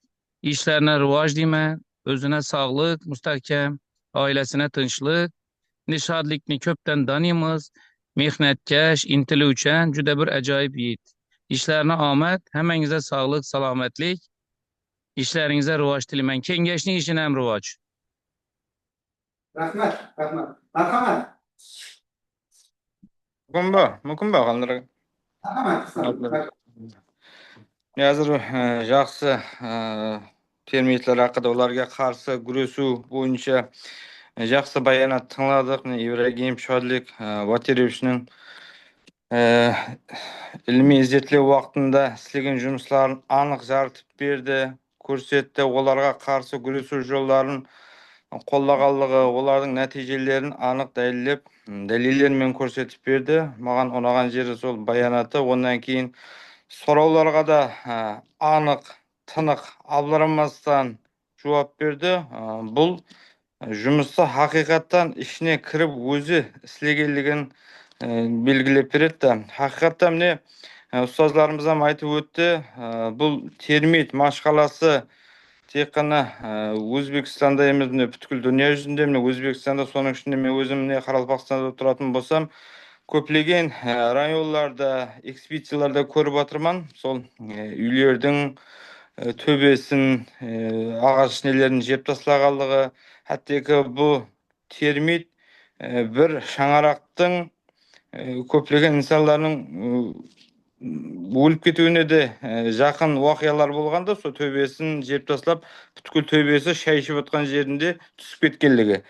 Ana endi bu albatta inson өміріне ta'sir qilib o'tir. Bunday narsalar mende o'sha mashg'allarga qarshi kurashuv yo'llarini ishlab chiqqan Ibragim Shodlik. Men albatta bu жұмысты qo'llab-quvvatlayman hamda o'sha ilmiy kengash a'zolaridan o'sha жұмысты qo'llab-quvvatlashga chaqirib qolaman. Marhamat. Yana fikrlar bo'lsa. Yetarli bo'lsa endi mana ikkovi Shodlikka birinchi ma'ruzasini o'zim tushunib ko'rsatgancha dars qanday berilmoqda Shodlik? Darslarda ders bormi? Auditoriyada? Hali bittimi? Ha, o'zi ko'rinib turibdi, o'zini tutishidan, bir savollarga javob berishidan, ma'ruzasini qilganidan, man shodlikki ishini kengash a'zolaridan ham hammasini qo'llab-quvvatlashini so'rab qolaman. O'zim ham qo'llab-quvvatlash tarafdoriman. Ma'ruzasi ham chiroyli, ishi ham chiroyli, reglamentga ham rioya qilyapti hammasini, savollarga ham aniq bo'lib, lo'nda qilib javob beryapti. Men shu bilan to'xtab qolmasligini tarafdoriman. Albatta yosh hali kelajakda ham davom etishadi degan umiddamiz. Bu ishni nima Islambek gapirdi, ish qilingandan keyingi ishga yo'l ochdi. Taklif mulohazalar chiqib keladi. Ish hech qachon yakunlanmaydi. Ish faqat davom ettiriladi. Ayniqsa biz tabiiy yo'nalishlarda. Buni hozir aniqlanadigan bu ko'pgina ishlari bor. Menimcha Ikrom aka bunga ham sizga boshlaylik va o'z yo'lini topib olib, yana kelajakda ishlarni davom ettiradi. Ya'ni bittamiz hammangiz ham qo'llab-quvvatlashlaringizni so'rab qolgan bo'ladi. Hurmatli kengash a'zolari, sizlar bilan yashirin ovoz berish jarayonini tashkil qilish va o'tkazish uchun hisob komissiyasini tarkibini tuzishimiz zarur. Hisob komissiyasi tarkibi 3 kishidan iborat bo'lsin degan taklif bor. Son jihatdan e'tirozlar yo'qmi? Yo'qmi?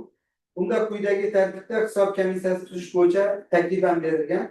Birinchi, biologiya fanlari doktori professor Ganjayeva Lola Atanazarova. Biologiya fanlari bo'yicha falsafa doktori katta ilmiy xodim Hamrayev Nurbek Ulug'bekovich. Biologiya fanlari bo'yicha falsafa doktori katta ilmiy xodim Do'stjonov Jalolbek Safarbayevich. Komissiya hisob komissiyasi nomzodlari bo'yicha qandaydir takliflar bormi? Tasdiqlansizmi shunda? Tasdiqlansin degan takliflar tushyapti. Marhamat, tarafdorlar. Qarshi betaraflar yo'q, bir ovozdan qabul qilindi. Hisob komissiyasi a'zolari o'z ish faoliyatini boshlashi mumkin. Yashirin ovoz berish uchun 10 daqiqalik tanaffus e'lon qilamiz. Marhamat.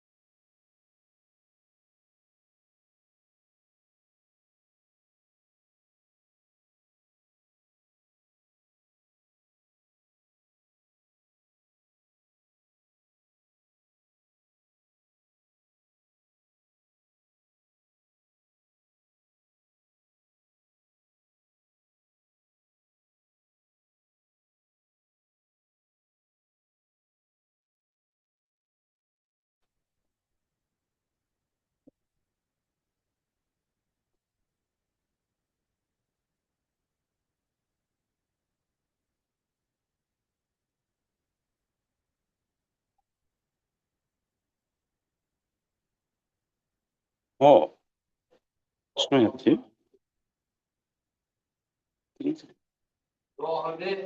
Mana.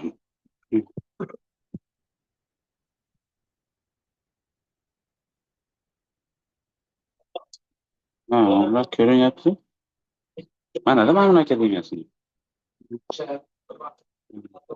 Siz chiqib ketasiz. U chiqib ketadi u. Ko'rinmaydigan qarshi. Yo'q, ko'rish kerak. Kirish kerak.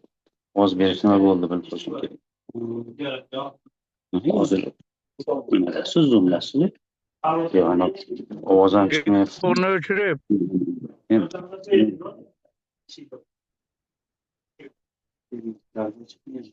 Hmm. Alisher aka yaxshimisiz? Ishlaringiz, sog'lig'ingiz yaxshimi? Xudo bergan aka siz ham yaxshimisiz? Dam olishlar yaxshi bo'lyaptimi? Assalomu alaykum, Gulnor opa, yaxshimisiz? Rahmat. Ekspeditsiyada yuribmiz, Shohimardonda, Yordon, Xurjun. Shogirdlar bilan material yig'ib yuribmiz. Kelinglar, yaxshi joylar ekan. Omad tilaymiz. Rahmat. Gulnora Sog' yaxshimisiz? bo'ling. Qo'qonda yaxshimi? Toshkent yaxshimi? Rustam yaxshi yuribdimi? Bolalar hammasi. Rahmat, hammamiz Alisher yaxshi. yaxshimisiz? Rahmat aka, sog'ligingiz yaxshimi? Rahmat. Bolalar Rahmat. tuzukmi? O'zlaringiz charchamayapsizlarmi ekspeditsiya bilan? Yaxshi, Sizlarda yaxshi. o'pishga yo'qmi? Dam olish yo'qmi? Yo'q, endi dam olishdan to'g'ri foydalanaylik degan ma'noda qilyapmiz. O'qish paytida iloji yo'q-ku. Malades. Kelinglar, yaxshi Hammangizni joylar, ishingizga salqin omad. joylar. Rahmat. Xudo xohlasa boramiz. O'tga Ha. aylangandik biz Shaymardonlarni. Ha. Xo'p, Sog' boramiz. bo'linglar, salomat bo'linglar. Onlayn sizlarni ko'rganimdan xursandman. Sog' Rahmat, bo'linglar. Gulnora, bizlar ham xursandmiz.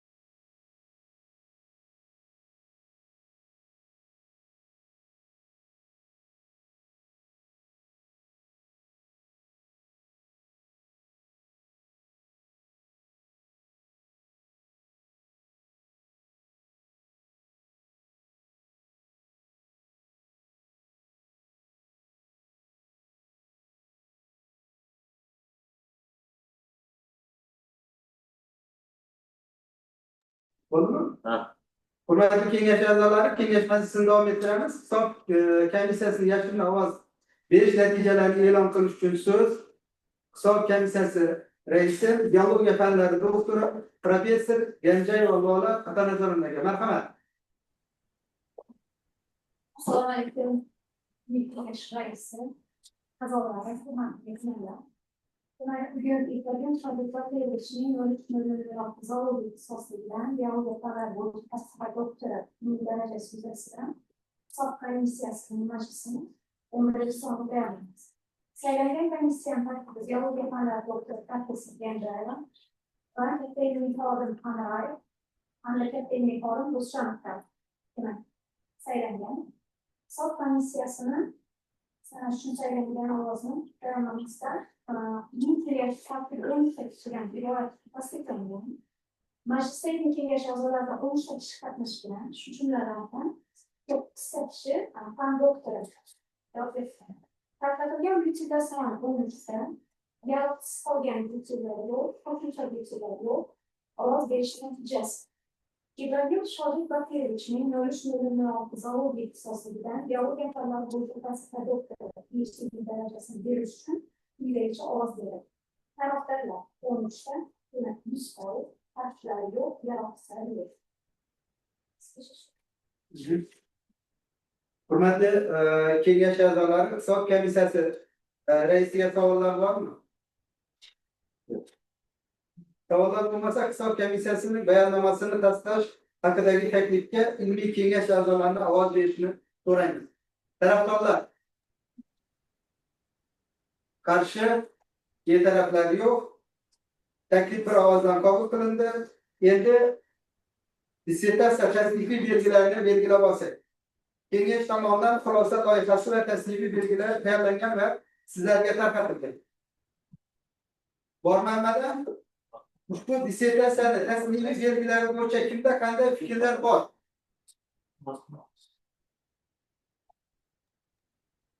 Agar yo'q bo'lsa, tasnifiy belgilar bo'yicha o'zimni fikrlarimni bildirsam va o'qib eshittirsam. Buni qisqa o'qib ketsak, hammani qo'lida bor. Takliflar belgilaymiz. Demak, tasnifiy belgilar bo'yicha birinchining birinchisi, ikkinchining birinchisi, uchinchining ikkinchisi, to'rtinchining ikkinchisi, beshinchining ikkinchisi, oltinchining birinchisi. Hurmatli kengash a'zolari, dissertatsiya ishini baholash mezonlari bo'yicha qanday tavsiyalar bor? Ma'qullaymiz. Ovozga qo'yamiz. Ma'qul. Rahmat. Xo'p. Ibragimov Shodib Bokirovga biologiya fanlari bo'yicha falsafa doktori ilmiy darajasini olish uchun yozgan dissertatsiya ishiga ilmiy kengash xulosasi barcha ilmiy kengash a'zolariga tarqatilgan. Xulosa javobi bo'yicha kimda qanday fikrlar bor? Asosiy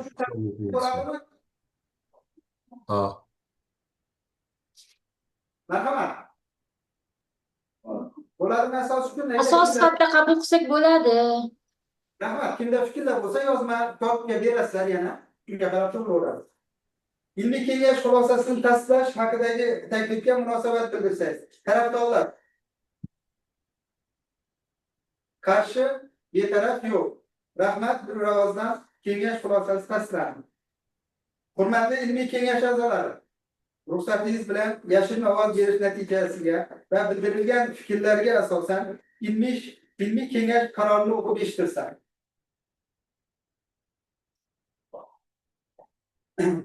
Xorazm Ma'mun akademiyasi huzuridagi ilmiy darajalar beruvchi PhD 02/30/07 2022 bu 149/01 raqamli ilmiy kengash qaror qiladi. Xorazm Ma'mun akademiyasi huzuridagi ilmiy darajalar beruvchi PhD 02/30/07/2022 bu 149/01 raqamli ilmiy kengash Xorazm Ma'mun akademiyasi tadqiqotchisi Ibragimov Shodib Bokirovichning 03/00/06 zoologiya ixtisosligidan biologiya fanlari bo'yicha falsafa doktori, PhD ilmiy darajasini olish uchun yozgan aholi turar joy binolarida termitlarning tarqalishi va ularga qarshi kurash istiqbollari mavzusidagi dissertatsiyasining rasmiy himoyasi va yashin ovoz berish natijalariga ko'ra dissertantga biologiya fanlari bo'yicha falsafa doktori ilmiy darajasini berishga qaror qiladi ve Oliy attestatsiya komissiyasi riyosatdan kengash qarorini tasdiqlab berishni so'raydi. Hurmatli ilmiy kengash a'zolari, yig'ilish qatnashchilari, yana bir bor Ibragimov Shobek Batirovni tabriklaymiz. Sizga keyingi ishlaringizga omad tilaymiz. Menga berilgan vakolatdan foydalanib, tadqiqotchining ilmiy rahbari, biologiya fanlari doktori, professor Abdullayev Ikrom Iskandarovni sizni ham chin dildan shogird muvaffaqiyat bilan tabriklaymiz va davomli bo'lishini so'rab qolamiz. Sizga ham sog'lik, salomatlik, oilangizga tinchlik tilaymiz. Yakunlovchi so'z Ibragimov Shobekka marhamat. So'raydigan bo'lsak, bemalol so'raysiz. Hurmatli kengash raisi, a'zolari, hurmatli ustozlar, hurmatli mehmonlar, avvalambor departamentni ilmiy kengashga qabul qilgan ilmiy kengash raisi Qalandar Abdullaevga va Xorazm Ma'mur akademiyasi a'zolariga samimiy minnatdorchiligimni bildiraman. Shu mavzuni menga tavsiya etib, xodlarim davomida bilimlarini berib kelayotgan ustozim professor Ikrom Iskandarovichga chin yurakdan samimiy minnatdorchiligimni bildiraman. Bundan tashqari rasmiy abonentlarim Alijon Kerimovichga va bundan tashqari Gulnora Said Aripovnaga ham biz samimiy minnatdorchiligimni bildiraman. Ilmiy kengash oldi seminar raisi Valata Nazirovna, Rozmetov Rasulbek domla va Ahmedov Oksan domlalarga ham o'z minnatdorchiligimni bildiraman. Shu bilan birgalikda yaqindan qo'llab-quvvatlab kelayotgan onamga, do'stlarimga, yaqinlarimga barchasiga katta rahmat deb qolaman. Hammangizga rahmat. Shu fursatdan foydalanib, bakalavr davrida, magistr davrida va PhD davrida menga ustozlik qilib kelayotgan Ikrom Iskandarovichga shu himoya kunim lo'ngizaman deb niyat qilib qo'ydim. Shu sog'lomlik Rasmiy tamom bo'lsin. Rahmat. Hurmatli kengash a'zolari, bugungi ilmiy kengashimizni kun tartibiga keltirilgan masala ko'rib chiqildi. Kengash ishini olib borish bo'yicha taklif, mulohazalar bo'lsa marhamat. Juda ham chiroyli olib borildi. E'tirozlar yo'q. Barchangizga kengashda faol ishtirok etganingiz uchun rahmat. Issiq kunlarda samimiy minnatdorchiligimizni bildiramiz jamoa nomidan. Hammangiz sog' salomat bo'ling, oilangiz tinch bo'lsin. Bugungi majlis ishini yopib deb e'lon qilamiz. Hammangizga rahmat, sog' salomat bo'ling. Rahmat kattakon hammaga. Bugungi talabgorimizga ham, ular ustozlari Ikrom Iskandarovichga ham omad tilaymiz, sog' salomat bo'linglar. Ilmiy kengash ishlariga ham muvaffaqiyatlar tilaymiz. Rahmat hammaga. Shodlik